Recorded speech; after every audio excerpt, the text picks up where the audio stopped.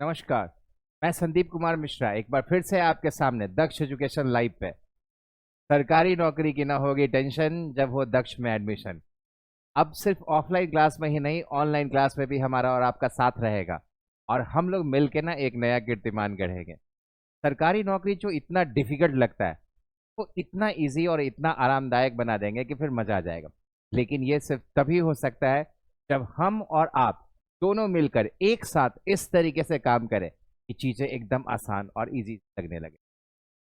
चलिए आज हम लोग अपने जर्नी का शुरुआत करते हैं।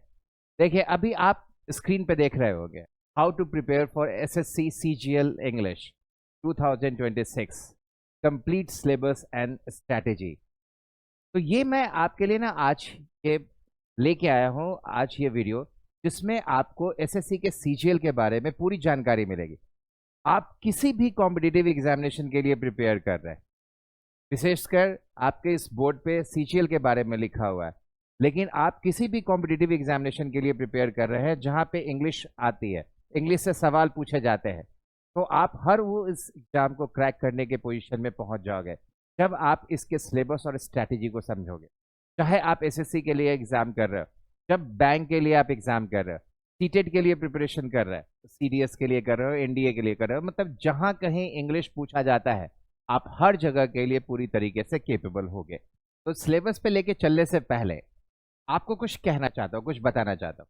देखो मार्केट में एक बहुत तेज अफवाह है कि इंग्लिश बहुत भारी सब्जेक्ट होता है। तो भाई ये सिर्फ अफवाह है, रूमर्स, राइट। रियलिटी ये है कि इंग्लिश बहुत प्यारा सब्जेक्ट होता है, बहुत मजेदार सब्जेक्ट होता है। लेकिन ये प्यारा और मजेदार तभी होगा जब आप और हम दोनों मिलकर इसको मजेदार बनाने की कोशिश करेंगे। जितना जोश, जितना इंथुसियाज्म मैं देने की कोशिश करूं, उतना ही जोश, उतना ही इंथुसियाज्म आपको देना पड़ेगा।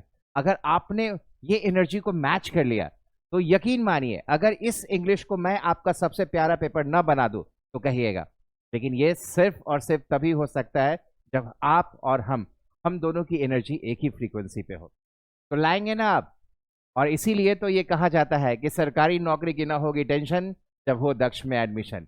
तो चलिए आपको जरा सीजीएल के स्ट्रैटेजी से, इसके सिलेबस से अवगत कराओ। देखिए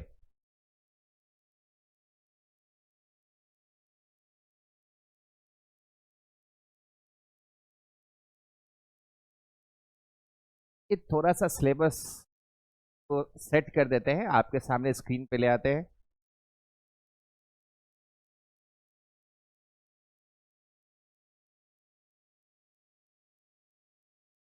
चलिए अब ये आपके पूरे स्क्रीन पे आ गया, आपको ये पूरा स्क्रीन दिख रहा है जहां पे सीजीएल, एसएससी सीजीएल का पूरा सिलेबस आपके सामने में।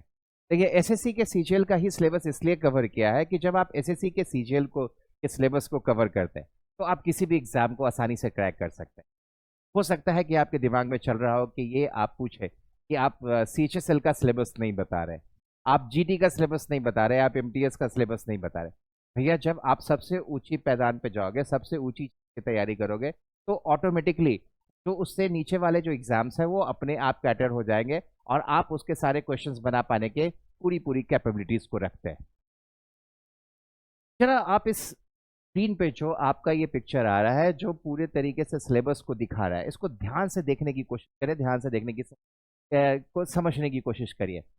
देखिए एसएससी सीजीएल का जो एग्जाम है बेसिकली दो पार्ट में डिवाइडेड रहता है मुख्य तौर पे, जहाँ पे पहला एग्जाम आपका पीटी का है और दूसरा एग्जाम जो आपके मेंस का है। पीटी के एग्जामिनेशन में इंग्लिश के 25 क्वेश्चंस पूछे जाते हैं और टोटल जो इसके मार्क्स होते हैं वो 50 नंबर होते हैं, 50 मार्क्स का एग्जाम होता है। तो यहाँ पर सावधानी आपको ये बरतनी पड़ेगी कि आप सही सही जवाब बताओगे, वरना आपके कमाए हुए धन से पैसे कट जाएंगे, मतलब कमाए हुए धन से नंबर चले जाएंगे। क्योंकि यहाँ पर अगर आपने गलती किया तो यहाँ पे नेगेटिव मार्क्स भी है और हर क्वेश्चन पे आपको 0.5 मार्क्स कट जाएगा, मतलब एक गलती पे 2.5 नंबर का नुकसान। और समझते हो ना बच्चा, 2.5 नंबर पे 1 लाख लोग इधर उधर हो जाएंगे। तो पूरी कोशिश करनी है कि हमको सही सही और पूरा पूरा एकदम, जब आप कॉन्फिडेंट हो तभी आप उस जवाब को करोगे। पीटी का एग्जामिनेशन जब आप क्रैक कर लेते हो तो मेंस एग्जामिनेशन के लिए आपको इंग्लिश में टोटल 45 क्वेश्चंस पूछे जाते हैं। और ये 45 क्वेश्चन में जो है वो टोटल 135 मार्क्स का एग्जाम होता है। मतलब आपको पर क्वेश्चन 3 नंबर के हिसाब से मिलेंगे। और यहां पर अगर आपने गलती करी तो एक गलती पे आपका 1 नंबर निगेटिव मार्क्स के तौर पे कट जाता है, मतलब 1 नंबर कट जाएगा। तो किसी भी एग्जामिनेशन को क्रैक करने का जो मूल मंत्र होता है वो होती है आपकी एक्यूरेसी। और जब आप किसी टीचर के पास या किसी कोचिंग सेंटर में जाते हैं तो वो आपको यही सिखाता है कि आप कैसे कम से कम समय में और कितना एक्यूरेट हो सकते हैं। जितना सही जवाब, जितनी एक्यूरेसी के साथ आप क्वेश्चंस को लेंगे, आप उतनी कैपेबिलिटीज के साथ एग्जामिनेशन आसानी से क्रैक कर पाए। अब ये सवाल उठता है कि ये जो आपके पीटी में 25 क्वेश्चन 50 मार्क्स के पूछे जाते हैं और मेंस में ये 45 क्वेश्चन जो 135 नंबर के पूछे जाते हैं, तो इसमें पूछा क्या क्या जाता है, इंग्लिश में क्या क्या सवाल आता है और किस किस सेक्शन से सवाल आता है। तो आज इसका पूरा डिटेल मैं आपको बताने वाला हूं। ध्यान से आप मेरे वीडियो के साथ बने रहें।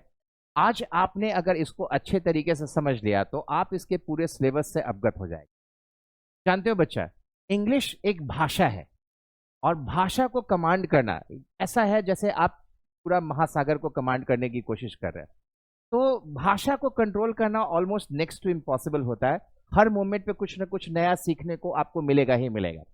लेकिन जब हम किसी एग्जामिनेशन को क्रैक करने की बात करते हैं तो जो हमारा एग्जामिनेशन होता है ना वो सिलेबस बेस्ड होता है। अगर आप सिलेबस की पूरी जानकारी रखते हो, सिलेबस को पूरे अच्छे तरीके से समझते हो, तो फिर कोई नहीं रोक सकता आपको। और आज इसी ओर, इसी तरफ हमारा पहला कदम है और इस पहले कदम को हम लोग बहुत मजबूती से रखेंगे ताकि हम सिलेबस से पूरी तरीके से इनरिच्ड हो सके। चलो अब हम लोग देखते हैं कि हमारा क्वेश्चंस कहाँ कहाँ से बनता है, क्या क्या सेक्शन से हमारे क्वेश्चंस आते हैं। तो हमारा जो पहला नंबर है वो इस पहले नंबर पे हमारा डिटेक्टिंग एरर आ रहा है, मतलब कॉमन एरर से सवाल होंगे। आप किसी भी एग्जाम में बैठोगे तो कॉमन एरर जो होता है वो हमारा पहला पोर्शन होता है जिससे हमारे एग्जाम्स में सवाल होते हैं। अब कॉमन एरर का मतलब क्या हो गया, यहाँ पे ग्रामर की गलतियां होंगी, ठीक है, वैसी गलतियां जो हम लोग करते करते आदी हो चुके हैं और ये गलतियां हमने पिक कर दी है। देखो बड़ी गलतियां जो होती है वो तो ब्लंडर होता है, वो आसानी से फाइंड आउट कर लेते हैं। लेकिन ये जो आम गलतियां होती है ना, इन्हीं गलतियों को पकड़ने के लिए ग्रामर का प्रैक्टिकल समझ होना जरूरी है। तो जिस तरीके से स्कूल वगैरह में ग्रामर पढ़ाया जाता है, हम डेफिनेशंस पढ़ते हैं, डेफिनेशन याद करते हैं और हमें लगता है कि हमें पूरा आ गया। लेकिन ये जो कॉम्पिटिटिव एग्जाम्स है ना, यहाँ पे ग्रामर का प्रैक्टिकल समझ होना चाहिए। मतलब जो आप ग्रामर पढ़ते हो ना, वो ग्रामर आपको सेंटेंस में दिखना भी चाहिए। अगर ये सेंटेंस में दिखता है तो आपके काम का, अगर सेंटेंस में नहीं दिखता है तो आपके किसी काम का नहीं। और यही प्रैक्टिकल समझ हम लोग साथ में मिलकर करेंगे। और इसी चीज के लिए जो अपना दक्ष है वो बहुत फेमस है। हम लोग इस तरीके से चीजों को बताते हैं और हमारे जो बच्चे हैं वो इतने प्यार से इस चीज को सीखते हैं कि वो उनके साथ आत्मसात हो जाता है। और यही कारण है कि आपने सैकड़ों बच्चों को देखा होगा जिन्होंने 50 में 50 स्कोर किया है। और हम वादा करते हैं आपसे कि अगर हम और आप दोनों मिलकर साथ में काम किए तो ये 50 में 50 की जर्नी हम लोग आसानी से काट सकते। कॉमन एरर के बाद जो हमारा दूसरा सेगमेंट है ये फिल इन द ब्लैंक्स है। फिल इन द ब्लैंक्स में जो होता है यहाँ पे भी बेसिकली ग्रामर और वर्ड्स रिलेटेड गैप्स होता है जो हमको भरना होता है। ठीक है, ग्रामर का अच्छा समझ रखते हैं, अगर वर्ड्स का नॉलेज रखते हैं तो ये सेक्शन हम लोग आसानी से पिक कर लेते हैं। फिल इन द ब्लैंक्स के बाद जो तीसरा सेगमेंट है ये हमारा सेंटेंस रीअरेंजमेंट है। सेंटेंस रीअरेंजमेंट का मतलब क्या हो गया कि 4-5 सेंटेंसेस दिए होंगे लेकिन वो सही क्रम में नहीं होंगे। तो आपको क्या करना है, उन्हें सही क्रम में सेट कर देना है। सही क्रम में अगर आपने उसे सेट कर दिया तो ये डन हो गया। और ऐसे क्वेश्चन को सॉल्व करने के लिए कई सारे ट्रिक्स होते हैं। जैसे जैसे हम लोग आगे बढ़ेंगे ये ट्रिक्स पे हम लोग काम करेंगे और आप देखेंगे कि ऐसे क्वेश्चन को सॉल्व करने के लिए हार्डली 15 से 20 सेकंड का समय लगता है। बेसिकली जो कॉम्पिटिटिव के स्टूडेंट्स हैं उनको पता है, वो इस सेंटेंस रीअरेंजमेंट वाले जो पोर्शन है उसको PQRS के नाम से जानते हैं। तो ये PQRS का जो मैनेजमेंट है, जो अरेंजमेंट है, वो अरेंजमेंट को सेंटेंस रीअरेंजमेंट कहते हैं। सेंटेंस रीअरेंजमेंट के बाद जो हमारा चौथा सेगमेंट है इसे रीडिंग कॉम्प्रिहेंशन कहते हैं। रीडिंग कॉम्प्रिहेंशन का मतलब क्या हो गया कि एक पैसेज दिया होगा और उस पैसेज से रिलेटेड कुछ क्वेश्चंस पूछे जाएंगे और उन क्वेश्चंस का जवाब आपको करना है। देखो, अगर आपकी इंग्लिश की समझ अच्छी है, आप इंग्लिश पढ़ के इंग्लिश समझ सकते हैं, तो ये तो आपके लिए वरदान है भाई। आप यहाँ पे पूरा का पूरा नंबर स्कोर कर सकते हो। लेकिन अगर इंग्लिश की अंडरस्टैंडिंग आपकी अच्छी नहीं है, आप पढ़ के ठीक तरीके से नहीं समझ पाते, तो थोड़ा दिक्कत वाली बात है। तो हमारे अपने जो ये जो सेक्शन है जहाँ पे मैं और आप साथ में मिलके जब हम लोग काम करेंगे, तो यहाँ पर ग्रामर के साथ साथ हम अंडरस्टैंडिंग पार्ट पे भी काम करेंगे, जहाँ पे हम लोग इस तरीके से काम करेंगे कि हम अंडरस्टैंडिंग को अपने साथ जो कहते हैं ना कि आत्मसात कर ले, ताकि चीजें पढ़े आसानी से उसको गेन कर सके और उसके क्वेश्चंस को बना सके। और ये आपको करना ही पड़ेगा, आपके पास कोई और ऑप्शन है ही नहीं, क्योंकि मेंस में तो यहाँ से 12 क्वेश्चंस रहते हैं। तो ये आपके लिए बहुत जरूरी सा सेगमेंट है। नेक्स्ट जो हमारा पार्ट है वो है क्लोज टेस्ट। क्लोज टेस्ट ये वर्ड हो सकता है शायद आपके लिए नया हो, लेकिन ये है नया नहीं, ये भी फिल इन द ब्लैंक्स ही है। बस इसमें फर्क क्या है कि ये एक पैसेज के रूप में होगा, और यहाँ पे ये ब्रोकन पैसेज होगा, जहां पे पैसेज में 5 गैप्स दिए होंगे।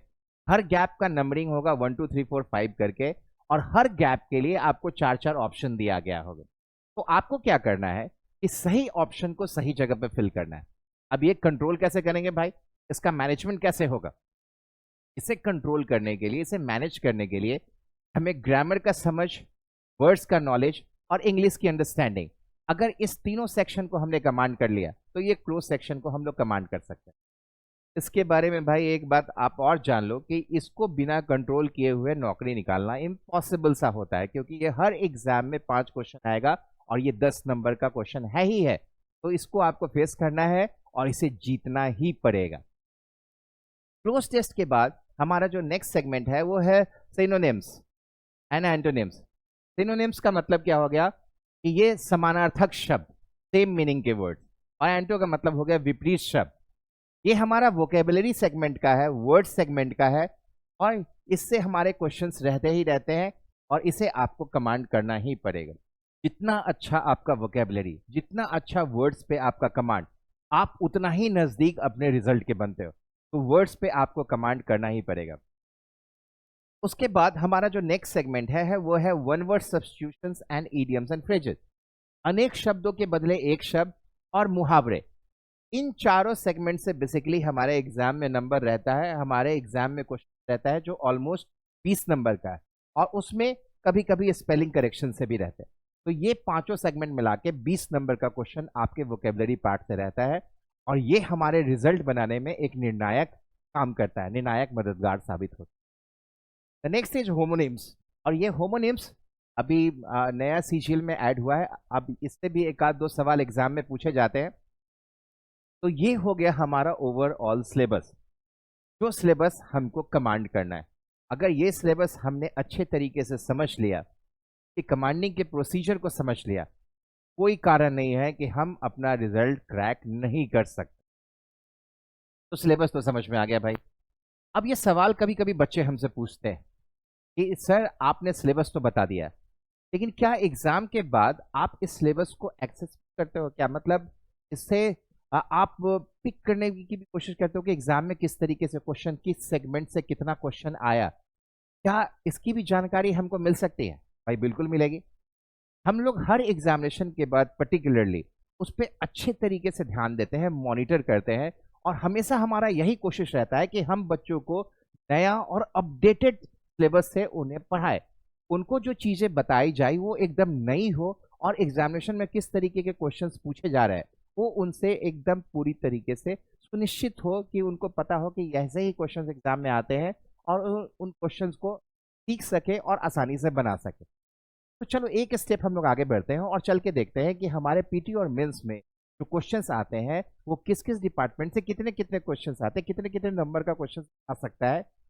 चले अब एक स्टेप हम लोग आगे बढ़ते हैं और आपको लेके चलता हूँ नए पेज पे, जहाँ पे ये हमारा जो स्केल का टियर 2 का, यानी कि हमारा मेंस का एग्जामिनेशन का सिलेबस का, उसका हमारे पास ये आ गया।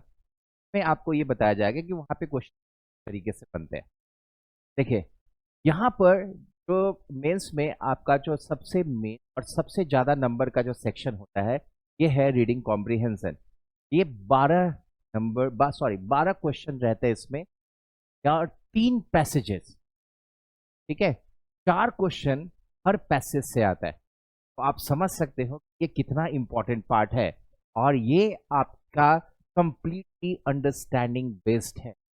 आपको करना होगा, अपनी अंडरस्टैंडिंग को अच्छा करना होगा, और यकीन मानो ये वाला जो सेगमेंट, ये एकदम नंबर देने वाला सेगमेंट हो। अगर आपने अपने अंडरस्टैंडिंग को अच्छा कर लिया और इस कॉम्प्रिहेंशन दिया, समझते हो, हाँ मतलब 3 नंबर का एक क्वेश्चन हो, 30 नंबर आप यहाँ से आगे जा सकते, तो इसको तो कतई भी इग्नोर नहीं किया जा सकता कॉम्प्रिहेंशन सेक्शन। कॉम्प्रिहेंशन सेक्शन के बाद जो हमारा सेकेंड पार्ट है वो है साइनो और एंटो, मतलब समानार्थक शब्द और विपरीत शब्द का।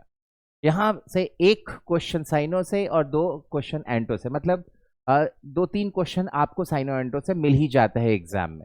तो आप समझ सकते हो कि ये भी आपके लिए इंपॉर्टेंट है। आप जरा सिलेबस को ध्यान से देखो तो आप पाओगे कि पीटी और मेंस में ऑलमोस्ट एक जैसा ही क्वेश्चन का पैटर्न है। तो अगर आप एक बार तैयारी करते हो तो आप दोनों सेक्शन को ऑरली कमांड कर सकते हैं।